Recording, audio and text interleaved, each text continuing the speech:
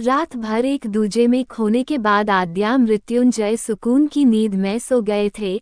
सुबह के 6 बजे के आसपास आद्या की नींद खुली। यूजर नजरें उठाकर देखा, उसके बगल से मृत्युंजय लेटा हुआ था।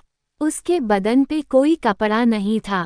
आद्या ने खुद को देखा और हल्के से शर्म से गाल लाल करते हुए आंखें बंद कर ली। उसने खुद को देखा, वो बिना कपड़ों के मृत्युंजय की बाहों में लेटी हुई थी। उसने आसपास देखा, फिर मृत्युंजय को देखा। आज वो पहली बार मृत्युंजय को इस तरह देख रही थी। वो मृत्युंजय के मजबूत सपाट सीने को देखने लगी। मृत्युंजय इस टाइम बहुत गहरी नींद में था। वो हल्के से झुकी और उसके सीने पे अपने शर्म से लरजते होठों को उसके सीने पे रख दिया। फिर जल्दी से कंबल से बाहर आए और पास में पड़े अपने कपड़ों को एक एक करके पहनने लगी। आद्या अपने सारे कपड़े पहन चुकी थी। वो कपड़े पहनकर मृत्युंजय के बगल आकर बैठ गई। वो सोते हुए अपने पति को देख रही थी। सच में मृत्युंजय सोता हुआ कितना मासूम लगता है। उसकी नज़र मृत्युंजय के गुलाबी होठों पे चली गई। वो धीरे मुस्कुराए और थोड़ा सा झुककर अपने लाबों को फिर से मृत्युंजय के लबों पे रख दिया। आद्या अभी उसके होठों से दूर होने को हुई कि मृत्युंजय ने अपनी आंख खोल दी। मृत्युंजय ने अपनी बाहों को आद्या के चारों ओर लपेट दिया और एक बार फिर से आद्या को अपने करीब लिटा दिया। एक बार फिर से दोनों के होठ आपस में जुड़ गए थे। दोनों अभी एक दूजे में खोते उससे पहले ही जय का फोन बजा। आद्या ने उठकर फोन देखा कि बिन मृत्युंजय से नजर मिलाए उसे फोन दे दिया। फोन दादी का था। दादी ने हेलो भी बोलने से पहले कहा, मेरी बहू कहाँ है, कैसी है वो?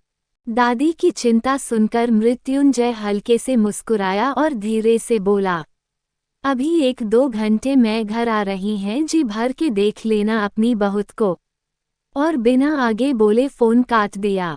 आद्या मृत्युंजय से अलग होकर खिड़की के पास जाकर खड़ी हो गई।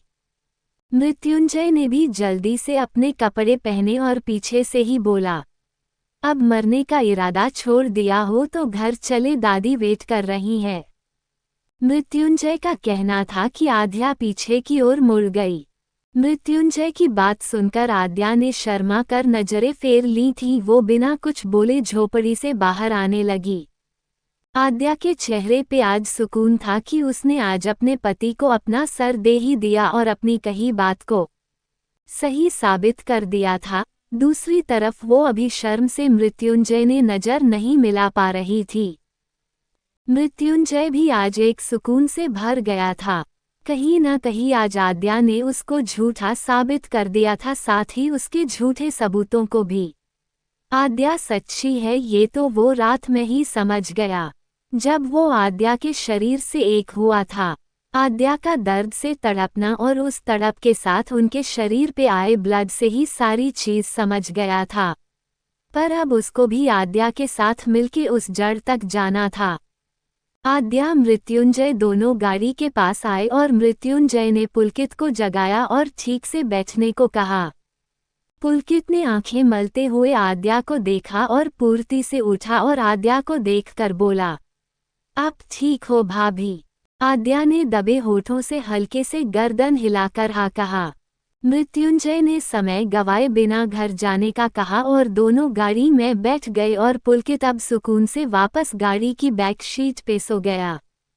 आद्या मृत्युंजय दोनों ही अलग अलग विचारों के साथ घर आ गए थे। घर आते ही दादी थोड़ा गुस्से में आद्या से बोली, कहाँ चली गई थी अचानक से बिना बताए और हमारा फोन तक नहीं उठाया? क्या यही प्यार और इज्जत है आपकी नज़रों में हम सब की? आद्या दादी के सवाल पे चुप होकर बोली, सॉरी दादी, एक्सप्रेशनलेस नो माउथ फेस।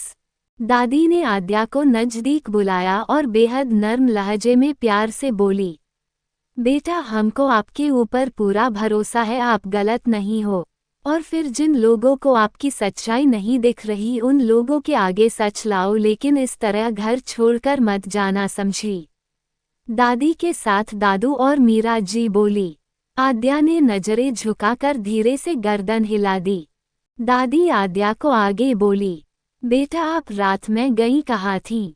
दादी के इस सवाल से मृत्युंजय के साथ साथ आद्या भी घबरा गई। तभी पुलकित बोला, वो दादी भाभी ऐसे ही रास्ते पे चली जा रही थी, भाभी हमको वही मिली और हम भाभी को लेके आते तब तक रास्ता बंद हो गया था बारिश और तूफान की वजह से, इसलिए हम लोग वही पास की होटल में रुके थे। पुलकित की बातें से मृत्युंजय और आद्या दोनों ने चैन की सांस ली। दादी आधा से बातें कर रही थी, तभी मृत्युंजय उठते हुए बोला, आप लोग बातें करो, मैं फ्रेश अप होने जा रहा हूँ। मृत्युंजय के पीछे पुलकित भी आ गया। मृत्युंजय ने जाते हुए पुलकित को धीरे से आवाज देकर रोका और बोला, थैंक्स। पुलकित थम्स अप का चिन्ह और अभी आगे मृत्युंजय कुछ भी कहने के लिए अपने होठ खोलने लगा था, तभी पुलकित बोला, डोंट वरी भैया, ये बात किसी को पता नहीं चलेगी। मृत्युंजय हल्के से मुस्कुराया और पुलकित के पास जाकर उसे अपने सीने से लगाकर बोला, दैट्स गुड, थम्स अप का चिन्ह स्माइल। पुलकित और मृत्युंजय दोनों अपने अपने रूम में आ गए थे। मृत्युंजय नहाते नहाते सारी बातें सोच रहा था जो मयंक की डेथ के टाइम उसे बताई गई। उसके बाद वो कल रात अपने और आद्या के हसीन लम्हों को याद करने लगा। सारी बात याद करके मृत्युंजय बोला, समझ नहीं आ रहा आखिर कहाँ मुझसे गलती हुई है। आद्या पवित्र है, ये बात तो सच निकली, लेकिन फिर मयंक के दोस्तों ने वो वीडियो, वो बातें, वो सब क्यों बताए और किस बेस पे? क्या सच कुछ और भी है जो मेरी नज़रों से दूर है? जिस लड़की को मैं पहली नज़र में देखते ही प्यार करने लगा था, जो पहली नज़र में ही मुझे भा गई थी, पर मेरा दिल उसके थप्पड़ की वजह से उसको गलत समझ रहा था और उसके लिए मेरे दिल में जो फीलिंग थी उनको मानने से इनकार कर रहा था। उसके बाद उसी लड़की के ऊपर मेरे ही भाई की आत्महत्या का आरोप था। सबूत भी तो उसी के खिलाफ मिले। पर एक चीज़ क्लियर है, आद्या के कैरेक्टर को जिन लोगों ने गलत बोला, इन सब को ढूंढना ही मेरा पहला काम है और अब तो सच तक पहुंचना और भी जरूरी है। मृत्युंजय नहाते नहाते अपनी गर्दन पे हाथ ले गया था जहां उसको जलन हो रही थी। मृत्युंजय ने बाहर निकलकर शीशे में खुद को देखा तो उसके सीने पे आद्या के नाखूनों के निशान थे और गर्दन पे रात में आधा ने जो निशान बनाए दांतों से वो थे। मृत्युंजय ने निशानों को देख और बोलने लगा, कल रात वो भी होश में नहीं थी ठीक से और मैं भी। आज रात देखते हैं कितने शर्म के पर्दे हटेंगे। मृत्युंजय तैयार होकर फोन लेके बालकनी में चला गया। आद्या रूम में आई तो देखा मृत्युंजय रूम में नहीं था। उसने सुकून की सांस ली और चुपचाप कवर्ड से अपनी साड़ी निकाली और वॉशरूम की ओर चली गई। मृत्युंजय ने अपने किसी खास खुफिया को फोन किया और उसे आदेश देते हुए कहा, कुछ वीडियो और पिक भेज रहा हूँ, उनकी लंदन में जाकर अच्छे से जांच करवा कर लाओ और एक फोटो भेज रहा हूँ, उसका पता लगवाओ कहाँ है। सबसे जरूरी चीज़ जो सिर्फ मेरे और तुम्हारे बीच, आद्या के कॉलेज जाकर उसके बैकग्राउंड का पता लगवाओ और उसके सारे दोस्तों से मिलो। मुझे रिपोर्ट जल्दी चाहिए। सामने वाले को आदेश देकर मृत्युंजय अपना लैपटॉप लेकर बैठ गया, पर उसके दिमाग में एक ही बात घूम रही, आखिर मैंने पहले क्यों नहीं सोचा। आद्या का कहा अगर सच हुआ तो कैसे नज़र मिलाऊंगा, कैसे उसे बताऊंगा सच। मृत्युंजय अपनी सोच में मग्न था, उसका दिमाग बिल्कुल भी काम नहीं कर रहा था। तभी वह आद्या आए और अपनी छन छन करती पायलों के शोर से मृत्युंजय का ध्यान अपनी ओर खींच। मृत्युंजय ने नज़र उठाकर आद्या को देखा और भौहें उचका कर बोला, हम क्या हुआ? आद्या बहुत शालीनता के साथ बेहद सौम्य मुस्कान अपने पतले गुलाबी होठों पे लेकर बोली, खाने का टाइम हो गया है, दादी नीचे बुला रही हैं। ठीक है तुम चलो मैं आता हूँ। मृत्युंजय ने आराम से अपनी भारी कर्कश आवाज में कहा। आद्या कुछ पल रुककर वहां से चली गई। नीचे सभी लोग खाने के लिए आ चुके थे। शांति बुआ कल से ही अपने बेटे को याद करके दुखी थी, पर जैसे तैसे नॉर्मल हुई और अपनी चेयर पे आकर बैठ गईं।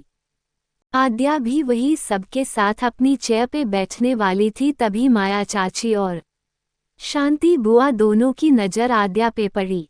शांति बुआ गुस्से में बोली, तुम इस घर में माँ की वजह से आ गई हो तो इसका मतलब ये नहीं कि मैं अपने बेटे की हत्यारन को अपने साथ बिठाकर खाना खाऊंगी।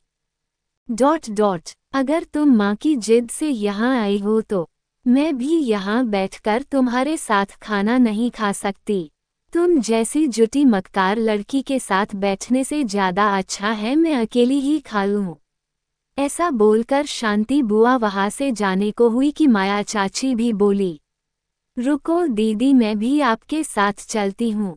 मुझे भी इस घटिया लड़की की शकल नहीं देखनी, इसके जैसे थर्ड क्लास लड़की के साथ बैठकर मुझे अपना स्टैंडर्ड नहीं गिराना।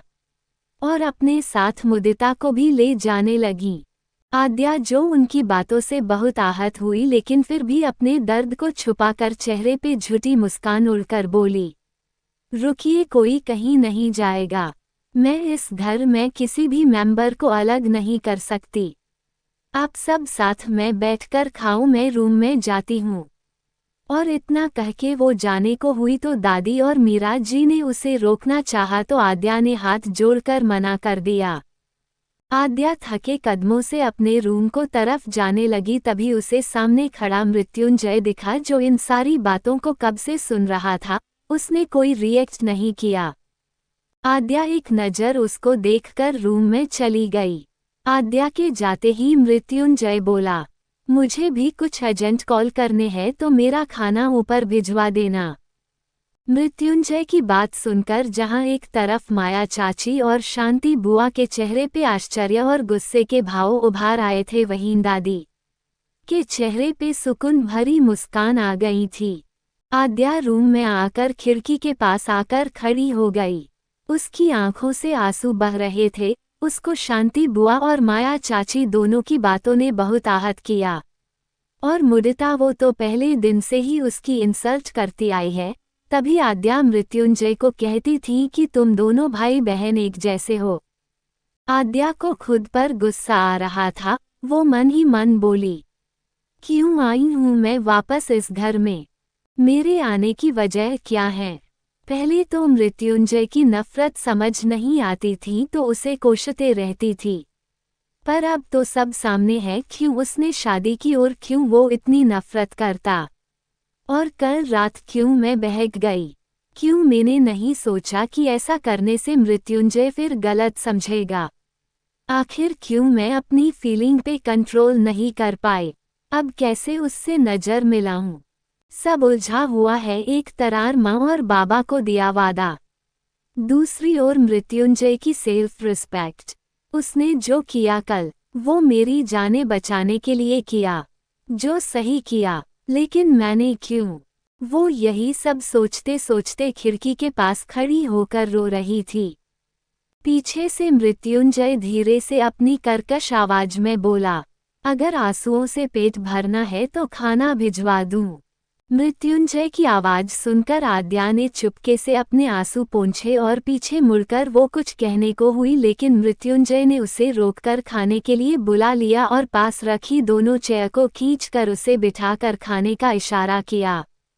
आधा बेमन से खाने को बैठ गई थी। मृत्युंजय खाते खाते उसे देख रहा था। चेहरे पे परेशानी साफ झलक रही थी उसके, पर बस बताना नहीं चाह रही थी। मृत्युंजय ने खाते खाते आज उसे गौर से देखा। उसकी नज़र नीचे थी और मृत्युंजय की उसके ऊपर। वो कितनी मासूम और भोली लग रही थी। उसके सुर्ख गुलाबी गालों की रौनक फीकी पड़ी हुई थी। उसकी कजरारी आंखें अभी भी लाल हो रखी थीं। घनी पलकों के बीच अभी भी आंसुओं की बूंदें फंसी हुई थीं। मृत्युंजय ने यूजर देख तो अंदर से तड़प सी उठी उसके सीने में फाया। आद्या अपना खाना खाकर हाथ धोने चली गई थी। मेड आकर खाने की ट्रॉली लेके आ चुकी थी। आद्या रूम में वापस आते ही मृत्युंजय की तपिश भरी नज़रों को खुद ले आसानी से महसूस कर रही थी फाया।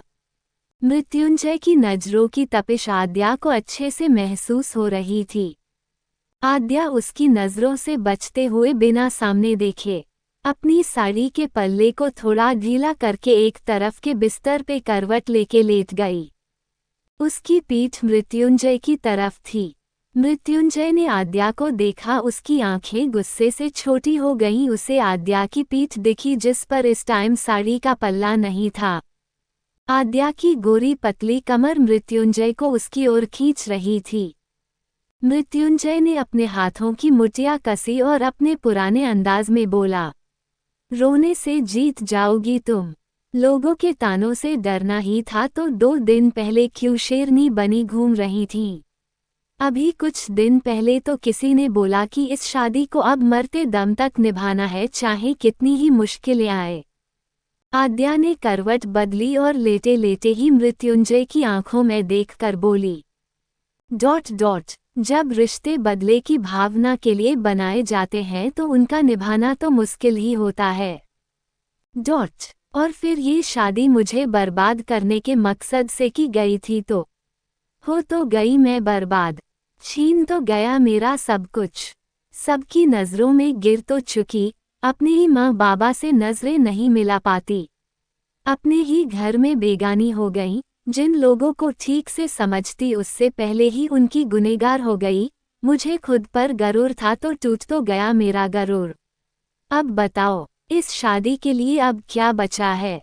शरीर में प्रांत बचे हैं, उन पर भी तुम अधिकार करके बैठे हो। बताओ आद्या के पास क्या बचा? आद्या इतना कह के तड़प के अपने सिर को तकिए में घुसा कर रोने लगी। मृत्युंजय ने उसको रोते देखा तो वो तड़पत उठा। उसका दिल तड़प कर बाहर आने को उतारू हो रहा था। Fire rushed face. मृत्युंजय तुरंत नीचे झुका और आद्या को अपनी बाहों में लेते हुए उसे अपने सीने से लगा लिया और उसके माथे को शिद्दत से चूमते हुए बोला, नो बस। आगे तो मृत्युंजय से कुछ बोला ही नहीं गया। मृत्युंजय के आलिंगन में आते ही आद्या बिलख कर रोने लगी। मृत्युंजय उसकी पीठ सहलाने लगा। उसे खुद पे गुस्सा आ रहा था। आखिर क्यों उसने पहले पूरे सच को नहीं जाना? उसने रोती हुई आद्या को बोला, बस और मत तड़पो, न मुझे तड़पाओ। क्या आज रात तड़पत के साथ ही निकलोगी? बस और नहीं। इतना कह के मृत्युंजय आद्या की पीठ सहलाने लगा और उसके चेहरे को अपने हाथ से ऊपर की ओर करके उसकी गहरी काली आंखों में देखने लगा। आद्या अपनी भरी आंखों से उसको देखे जा रही थी। मृत्युंजय और अधिक आद्या को नहीं देख सकता था। उसने आद्या के गुलाबी लब पे अपने लब रख दिए और गहराई से उसके लबों को छूने लगा। आद्या मृत्युंजय के एहसास से उसमें सिमटने लगी।